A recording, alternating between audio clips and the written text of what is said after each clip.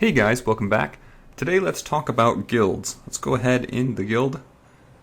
I am currently in Sanctum, which is a very good guild. I've had a lot of fun. Shout out to everyone in there. It's been doing a great job. Last week we came in third, which really helped out. We got some nice rewards.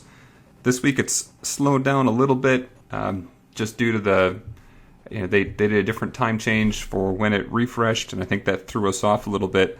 Hopefully we'll be climbing back up there. Let's go ahead and look at the rewards. Now, my feeling is that they're probably going to continue to build out guilds in general. So this would be, the developers and just what's going to happen going forward. I think they'll probably end up putting quite a few more aspects, but for now, the real kind of tangible reward is just the set here. So you can get some Masuta Kira tokens. Probably that'll swap out for other ones periodically. You get some gold, some more energy, but the big thing here are the heroic summons. So there's only a few ways to get free heroic summons. One of the biggest things is that Tower of Ponage. You can get 300 gems every day. It's a big bonus right there. But then by putting in relatively little effort, you can also add to this as well and potentially get, at the very least, one heroic summon.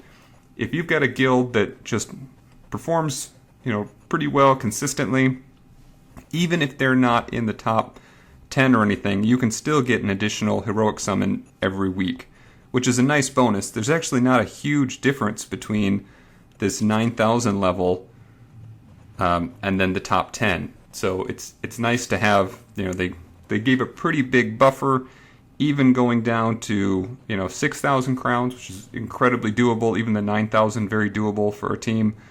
Then everyone is very likely within those at least active guilds has a shot at a heroic summon every week. So that's nice. It's also a big benefit. Masuta Kira, hard to come by. It's nice to have a way to get additional tokens for him. I've really appreciated in general that they've continued to add aspects to get less common characters. So obviously in raiding, the most common one is Pontifex, but then King Yorick shows up in the Tower of Ponage basically every time. You can get Tharand from the Gold and XP Islands. So just a number of ways to get some of those less common heroes that are harder to get a hold of.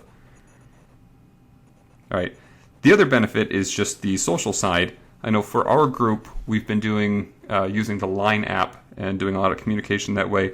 And that helps in a very similar way that this channel helps, actually. It disseminates information early. As soon as there's an event, it pops up. And so that can really help out as well. And I think it makes the game all that much more enjoyable. So I really appreciate this add-on that they added quite a while ago now. I haven't really said much about it because there's only really that one section.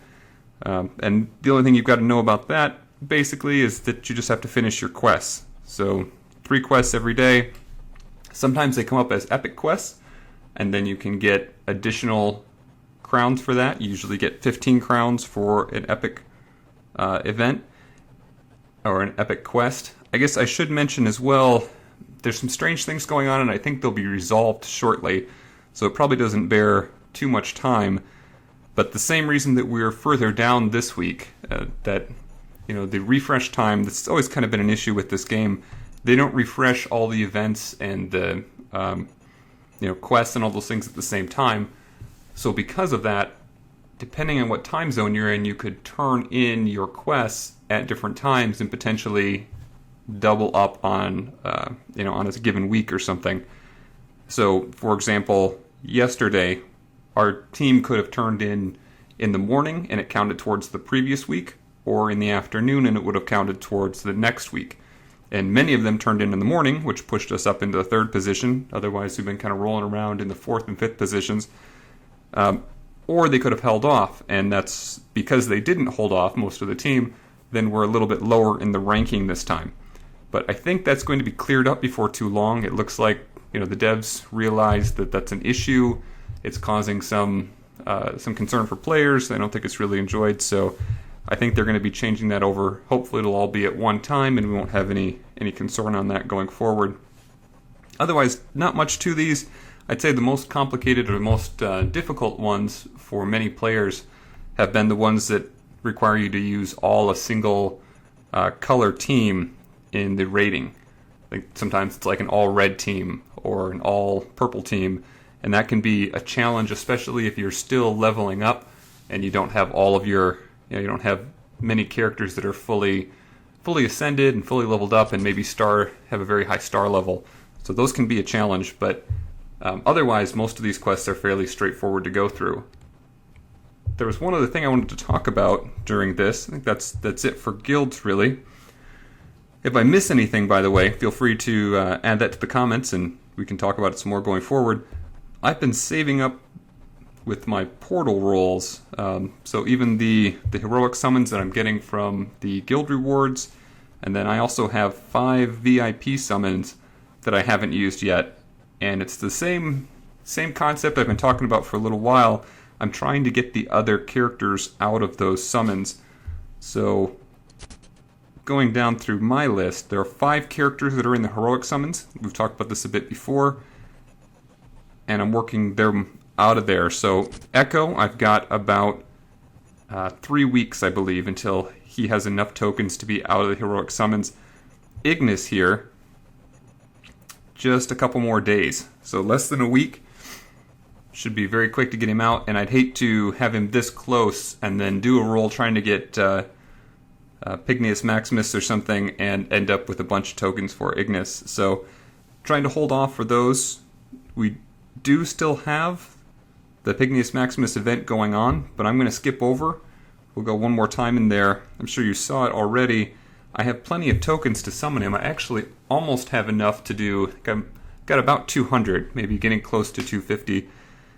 So the idea is I'll hold off. He probably will stay in the portal anyway. I believe he stayed last time, so that anytime in the future, if there's a character that I really want, or after I get a few more of these characters out of the summons, then I can go ahead and hopefully roll him at that time, and then unlock him and get him very close to that 5-star level.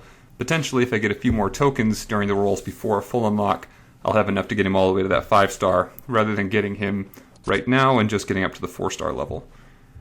All right, the only other thing I would say is with the VIP summon, it works very similarly. So right now, Black Diamond for me is 6-star, so presumably I won't get any tokens for her if I tried to do the VIP roll right now. The other characters, though, are at 4 or 5-star. So the goal is I'll hold off on VIP summon until I get a group with all 6-star except the main character that I want. And that will give me a very high chance. For example, I don't have Indigo yet, and so if I can get 3 characters that are at 6-star and just Indigo left, I know I'm either going to get tokens for her or a full unlock, and that gives me a very good shot, and so I'm going to try to hold off to do that sort of thing.